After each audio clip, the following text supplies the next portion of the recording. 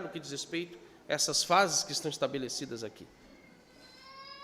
A primeira aplicação que nós precisamos fazer é quanto ao cuidado com as aparências. Vamos voltar os nossos olhos ao texto. Olha de novo, por favor, Gênesis 39.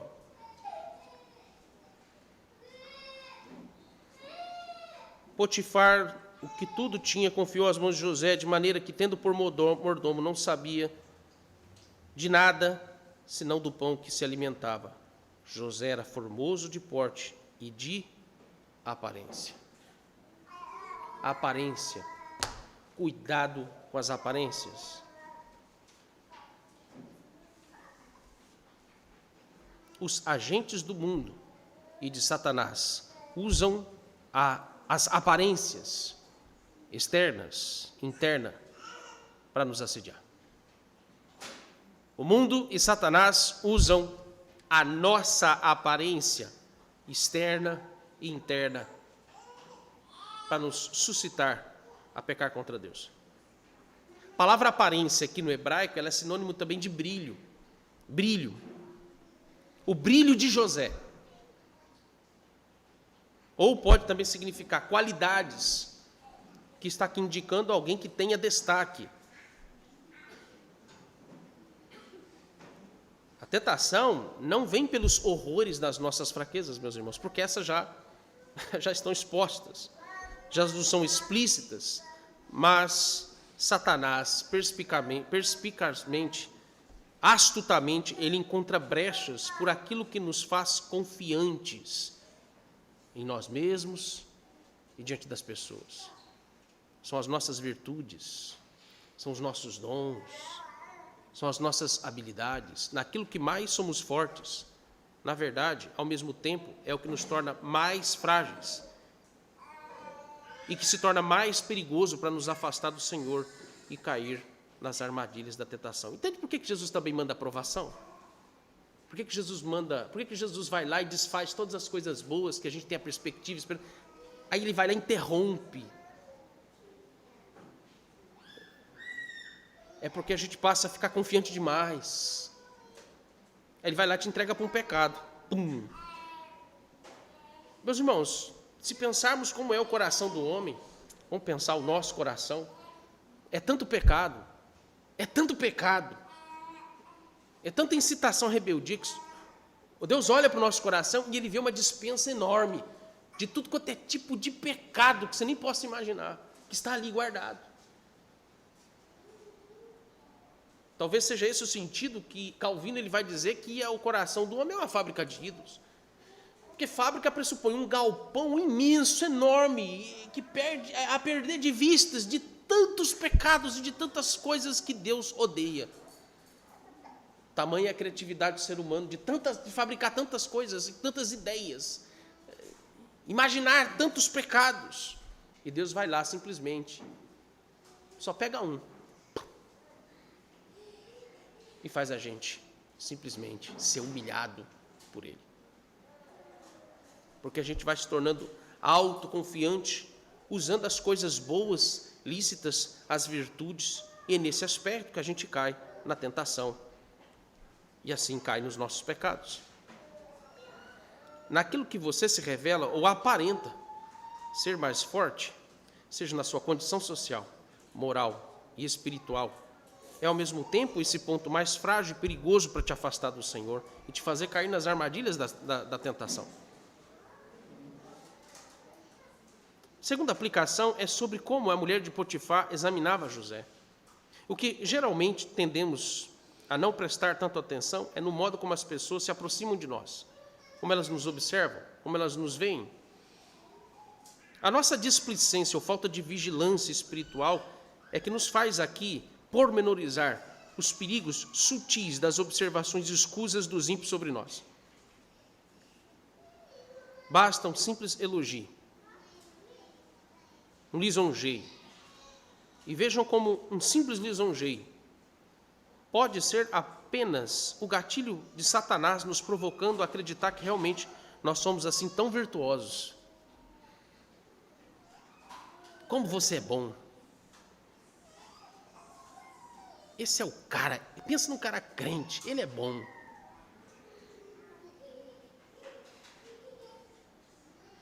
A terceira aplicação nos remete aos dois maiores inimigos que nós precisamos vencer na tentação quando diz respeito às nossas aparências: a cobiça e a soberba. Lembra quando eu disse que Deus testou, Deus humilhou, Deus provou o coração de Ezequiel sobre a soberba, sobre a sua cobiça? Deus faz a mesma coisa com Davi, em duas situações distintas. Quando Deus coloca Davi, primeiro teste que Davi passa, Davi está tão autoconfiante que ele não está na guerra. Está numa das sacadas do seu palácio, sem ter o que fazer, simplesmente apreciando a perigosa oportunidade de cair na tentação, como ele caiu ao ficar olhando para Betseba tomando banho. Não tinha TikTok naquela época, mas ele tinha uma posição privilegiada, favorável, o que poderia ser usado para evitar aquela situação, porque em vez dele estar ocupado com seus afazeres como rei, ele estava à toa, propiciando oportunidade. E veja a aparência, a autoconfiança. Ele estava no auge do seu reinado. Outra situação, quando Deus humilha o coração de Davi, quando apenas ele faz o censo do povo de Israel. No início do texto de 1 Crônicas, capítulo 21, e também de 2 Samuel 22, eu não me lembro qual dos dois agora, mas um dos textos vai dizer que Deus entrega Davi a Satanás. E Satanás vai lá e incita o coração de Davi ao orgulho, à soberba, à cobiça, para revelar ou para querer mostrar, fazer propaganda do tamanho do seu exército. Para que serve desfile militar? Não é só para a gente comemorar a independência do país, é para mostrar a força militar, bélica, que essa nação tem.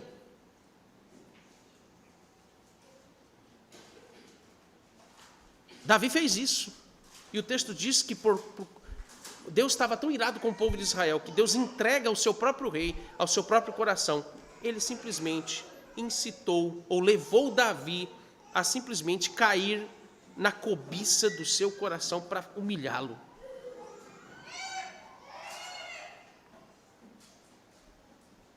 Esse é o aspecto que nós devemos aqui ficar atento quando diz respeito a vencer as tentações. Porque os dois maiores inimigos para vencermos as tentações é a cobiça e a soberba. A recusa de José não é aqui apresentada como algo positivo, mas nos dá aqui a oportunidade também de observar e examinar os perigos terríveis que corremos quando nós somos tentados, porque, como eu disse, ela começa de dentro para fora. José, ele foi provocado, veja bem aqui, a intenção da mulher de Potifar, provocá-lo a ceder à cobiça e à soberba do seu coração.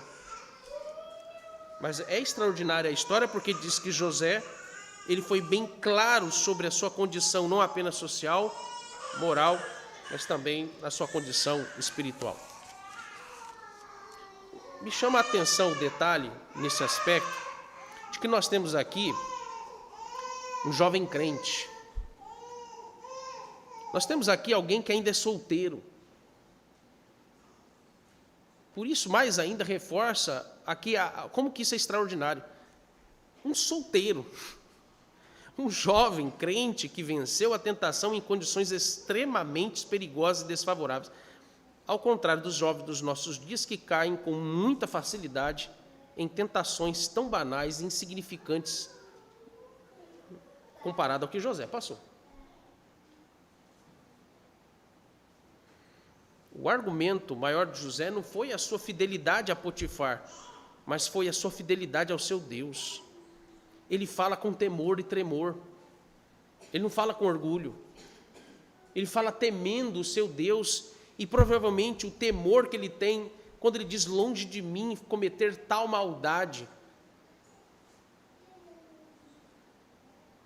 Longe de mim desobedecer o meu Deus, trair o meu Deus. É um ponto interessante quando diz respeito à lei, porque nesse período de José, quando você pega Romanos capítulo 5, dos versos 12 e 13, quando vai nos dizer, versos 12 e 13, quando vai nos dizer ali que a lei codificada, a começar dos 10 mandamentos, ela é a partir de Moisés, de Adão até ali, um pouco antes de Moisés, não havia o que se chama de lei codificada.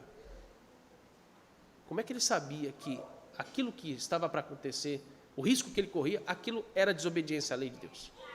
Porque Romanos capítulo 12, versos 14 e 15 nos diz que a lei está cravada no coração do homem.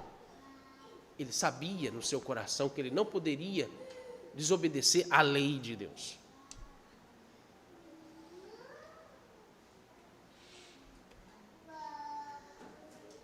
Esse foi o argumento maior, quando o texto está nos mostrando que José não está numa condição aqui, meus irmãos, tranquila. Ele não fala com tranquilidade. Eu imagino que talvez estivesse tremendo as pernas, gaguejava. O sofrimento do seu coração ali, a agonia. Quando ele diz, ele vai dizer ali aquelas palavras sufocando, esgoelando e mortificando a cobiça soberba do seu coração. Talvez, quem sabe, porque o texto não diz, quem sabe José, em todas as insistências e tentativas daquela mulher, porque aquela mulher perturbou José. Talvez a cada recusa, José, ele mais se comprimia. Ele mais dizia, eu acho que eu não vou suportar isso.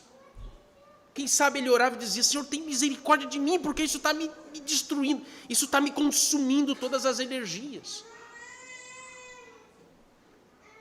Por isso a importância, de novo eu digo, do texto nos dizer que o Senhor era com José.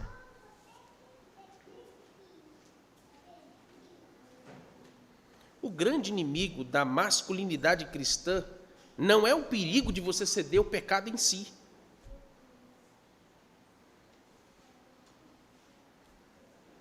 Mas o grande problema é você confiar nas suas aparências.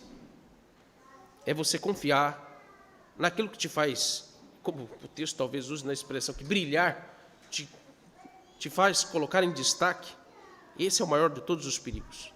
Isso nos desarma, isso nos tira a vigilância, isso nos tira, meus irmãos, o estado de alerta que nós deveríamos estar o tempo todo, porque nós estamos, enquanto estamos aqui nesse mundo, nós estamos em guerra contra o pecado. Não baixar a guarda.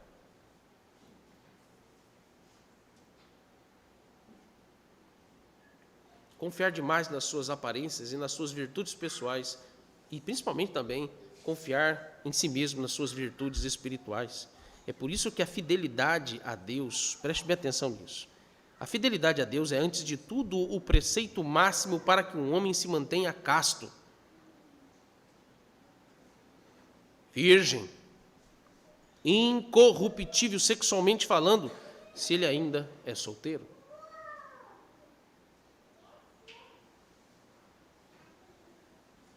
A graça de Deus e a fidelidade ao Senhor é o que protege um homem de não trair, por exemplo, a sua esposa.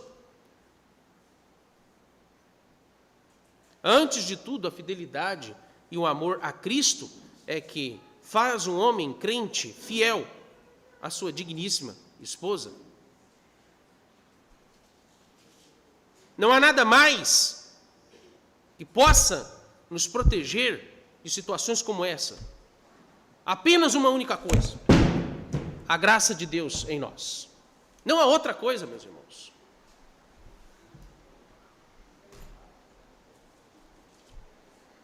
Então não confie nas suas aparências.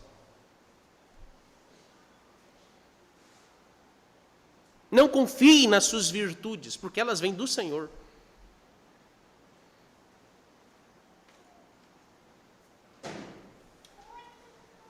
Em particular, voltando aos solteiros, os rapazes, vemos como que é importante vocês serem fiéis, terem fidelidade incondicional a Deus em todos os aspectos, e não deixar, ou não baixar a guarda. Antes mesmo de vocês escolherem uma moça para se casar, a necessidade de vocês aprenderem o que significa a palavra fidelidade. Porque se você não aprendeu a fidelidade a Deus em primeiro lugar,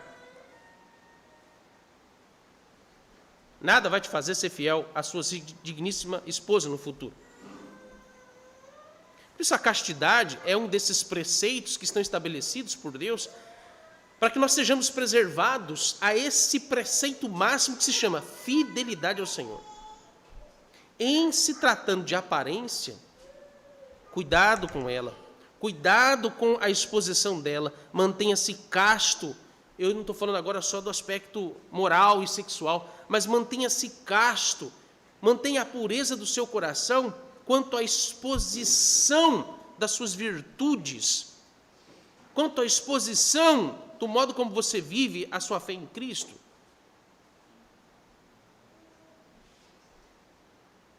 Em particular, quando se trata da pureza sexual, que não deve ser exercitada apenas nas questões externas, mas também deve ser um exercício diário do coração, das coisas que você lê, das coisas que você vê.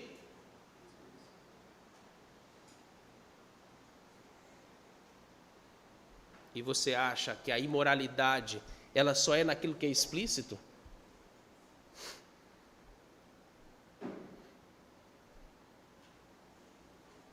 As insinuações do nosso tempo, elas, as mínimas que sejam, elas estão por todos os lados. Não há um outdoor, não há uma postagem no Facebook.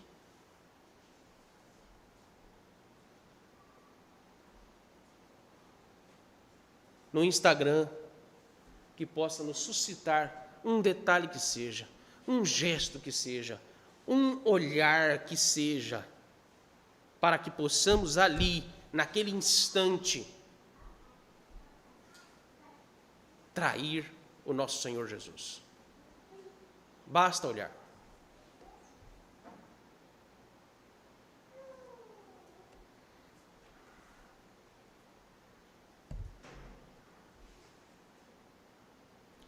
Veja como o mundo, a exemplo da mulher de Potifar, veja como o mundo olha para a aparência. Eles olham para aquilo que brilha em nós, mas ao examinarem a aparência, eles só julgam as coisas pela aparência, apenas por aquilo que os seus olhos mundanos veem. Esse é o perigo.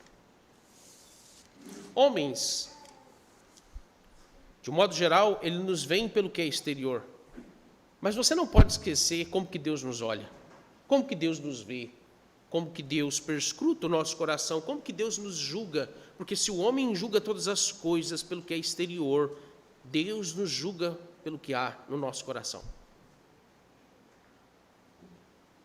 Homens veem a aparência, mas Deus vê o coração, Deus conhece o seu coração, mesmo que haja alguma aparência virtuosa, moral e religiosa em você. Deus sabe o que está no seu coração. Por isso que nós temos que ter o cuidado com as aparências, porque nós, crentes, devemos julgar e examinar todas as coisas, não pelo que externamente vemos apenas, mas pela ótica da palavra e do Espírito Santo, porque internamente o nosso coração é guiado por eles. O que deve guiar o nosso coração não é o que é externo, mas é o que é interno, o que diz respeito à habitação de Cristo, porque Cristo, sendo puro, santo e perfeito, a nossa perspectiva de todas as coisas precisam ser vistas também de forma pura, santa e perfeita. E como isso tem enfraquecido no meio do povo de Deus nos nossos dias.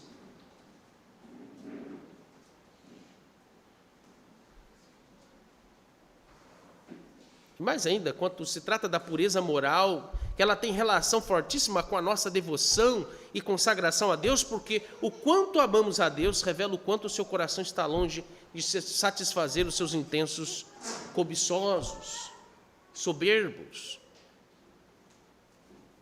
Você não pode esquecer que você vive em uma época em que as pessoas, infelizmente, no meio cristão, inclusive entre os jovens, muitos jovens que querem fugir de vícios, de coisas mundanas, querem ser cristãos, querem seguir a Cristo, mas com base numa obediência que ela é baseada, meus irmãos, nas aparências, apenas naquilo que é exterior.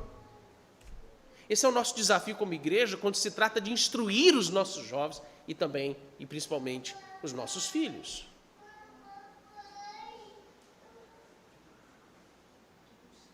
Adianta alguma coisa alguém ser de direita ou ser conservador em si mesmo?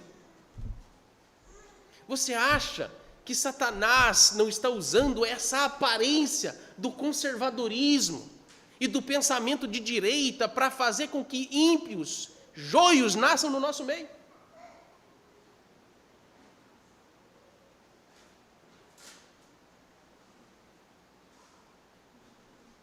Abram os olhos. Se é que você pode abrir os seus olhos para alguma coisa.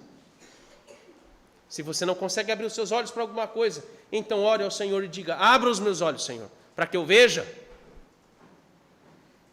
Destape, ó Deus, os meus ouvidos para que eu ouça o que o Senhor fala comigo, pela palavra, no meu coração, para não pecar contra Ti.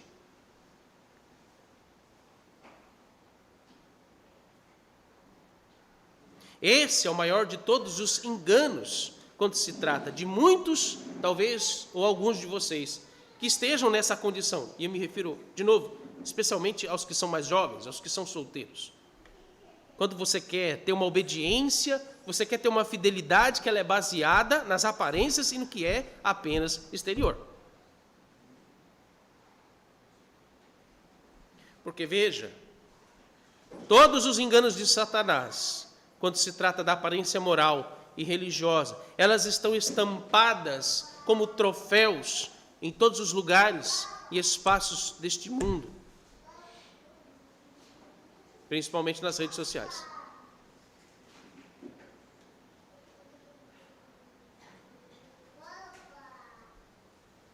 Você sabe muito bem disto quando você posta uma frase, você posta um texto bíblico, uma foto ou um vídeo, e Satanás e o mundo não vão te fazer cair pelas suas fragilidades pecaminosas, mas vai ter de fazer você cair pela sua aparência moral, religiosa, que é alimentada pela cobiça, a soberba do coração. Por isso que geralmente eu gosto de orientar vocês, muitos de vocês, e lembrá-los que é melhor ficar em silêncio do que sair falando muita coisa aí. Guarde o seu coração, fique se expondo não, se exponha não. Guarde o seu coração. Eu não estou dizendo, e também não quero aqui inibir ninguém de usar os meios, os recursos que nós temos, como é o caso das redes sociais, para que oportunamente haja a possibilidade de se posicionar, de falar. Mas você sabe que é uma linha tênue quando Deus nos dá a sabedoria para a gente saber a hora certa de falar? E às vezes, ou muitas vezes, nós temos de passar mais tempo calado, avaliando, observando as coisas, do que falando. Quem fala demais é porque não observa o suficiente. Guarda o seu coração. Não se exponha. Porque isso talvez esteja revelando a sua aparência moral e religiosa. E nada mais do que isso.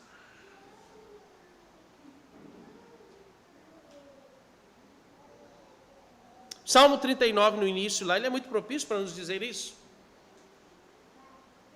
Porque o que está sendo sufocado no Salmo 39, abra a sua Bíblia, só os primeiros versos, já nos basta ver ali o que está sendo dito por Davi. Esse salmo foi escrito quando Deus trouxe aquela praga, aquela peste que matou 70 mil pessoas por causa da soberba do coração de Davi. E como que Deus esguela, sufoca a soberba de Davi? Quando ele diz essas palavras: disse comigo mesmo, guardarei os meus caminhos. Oh, meus irmãos, se pudéssemos, antes de acessar o Facebook, ler todas as vezes esse texto primeiro. Guardarei os meus caminhos para não pecar com a língua.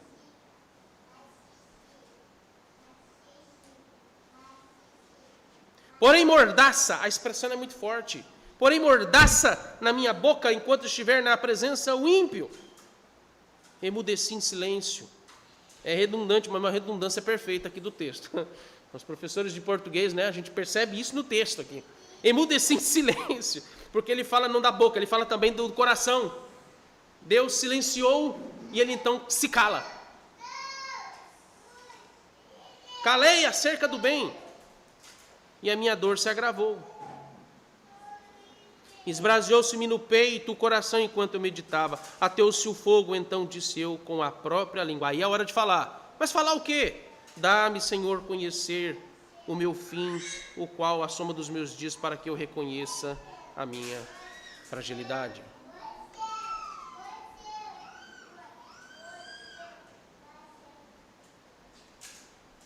Em quarto lugar, esta é a oportunidade para que aprendamos a lidar com as tentações de forma bíblica. É muito propício ser lembrado do que o apóstolo Tiago, lá no capítulo 4, verso 7, ele nos diz: sujeitai-vos, portanto, a Deus, mas resisti ao diabo, e ele fugirá de vós.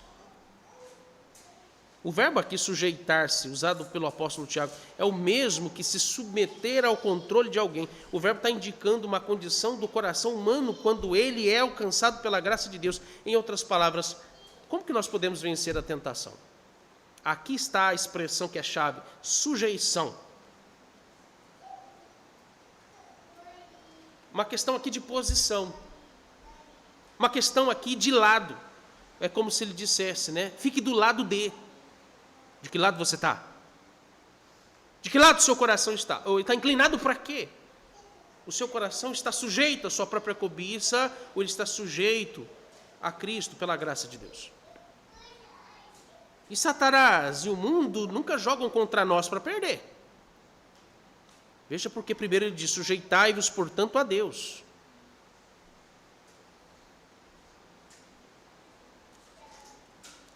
O nosso maior engano é pensar que nós podemos resistir ao diabo com as nossas próprias forças. Essa é aqui a nossa queda. Porque aí, de novo, passamos a confiar em nós mesmos. Mas, meus irmãos, a única forma de lidar com as tentações é confiando inteiramente na graça de Deus. Não se pode recusar, evitar, como José fez. Recusar, evitar e fugir da tentação se o nosso coração não estiver sob o controle da graça de Deus. Essa é a chave que abre as portas para sabermos como que a gente vence essas tentações. Principalmente nós, homens, quando se trata da lascívia, da impureza, e novamente esse assunto aqui que nos vem à tona, é a graça de Deus. Quinto lugar, eu quero me deter exatamente, em particular, essa última postura de José, que é a expressão fugir.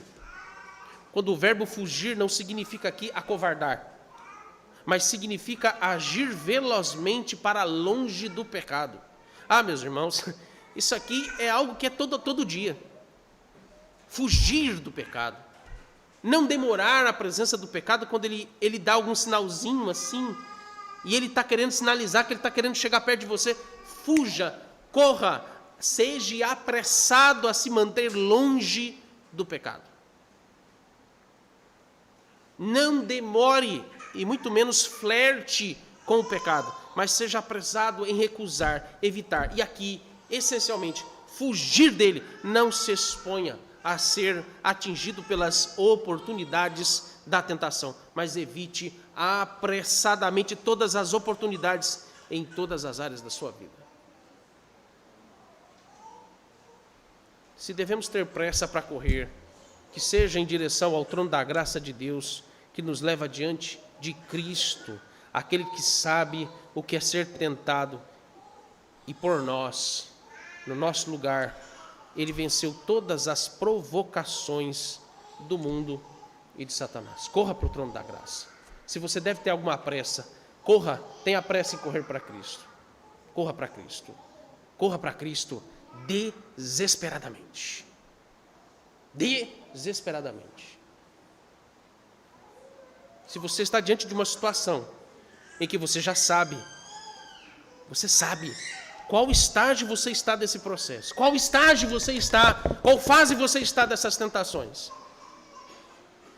seja apressado, corra desesperadamente para Cristo. Amém.